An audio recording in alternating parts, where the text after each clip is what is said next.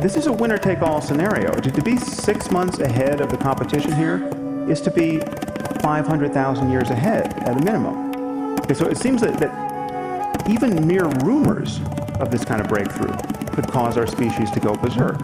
Now, one of the most frightening things, in my view, at this moment, are the kinds of things that AI researchers say when they want to be reassuring. And the most common reason we're told not to worry is time. This is all a long way off, don't you know? This is probably 50 or 100 years away. One researcher has said, worrying about AI safety is like worrying about overpopulation on Mars. Okay, this is the Silicon Valley version of don't worry your pretty little head about it. Okay. No one seems to notice referencing the time horizon is a total non sequitur.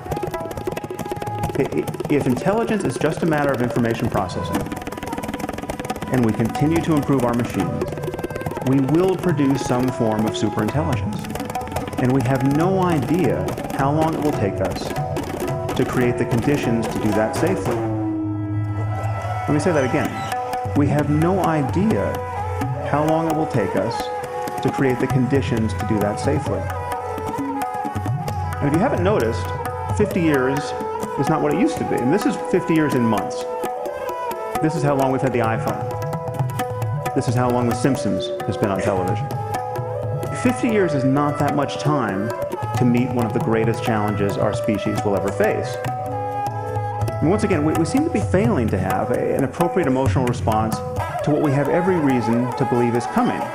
The computer scientist Stuart Russell has a nice analogy here. He said, imagine that we received a message from an alien civilization which read, "People of Earth, we will arrive on your planet in 50 years. Get ready." And now we're just counting down the months until the mothership lands. Okay. We would feel a little more urgency than we do. Another reason we're told not to worry is that these machines can't help but share our values because they will be literally extensions of ourselves. They'll be grafted onto our brains and will essentially become their limbic systems. Now take a moment to consider that the safest and only prudent path forward recommended is to implant this technology directly into our brains.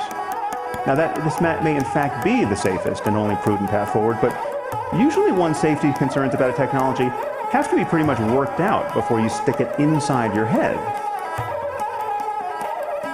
The deeper problem is that building superintelligent AI on its own seems likely to be easier than building superintelligent AI and having a completed neuroscience that allows us to seamlessly integrate our minds with it.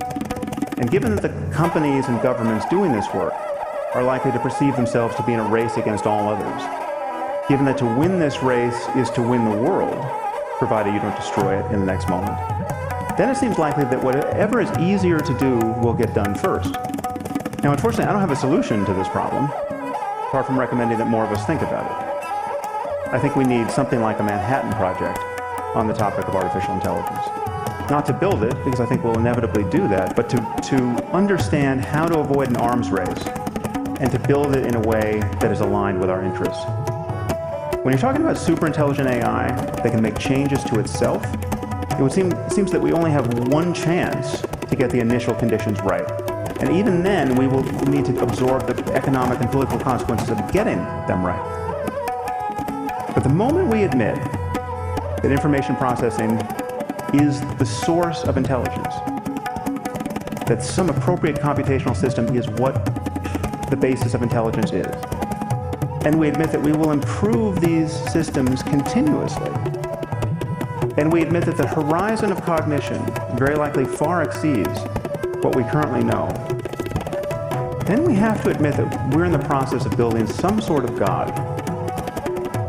Now would be a good time to make sure it's a God we can live with. Thank you very much.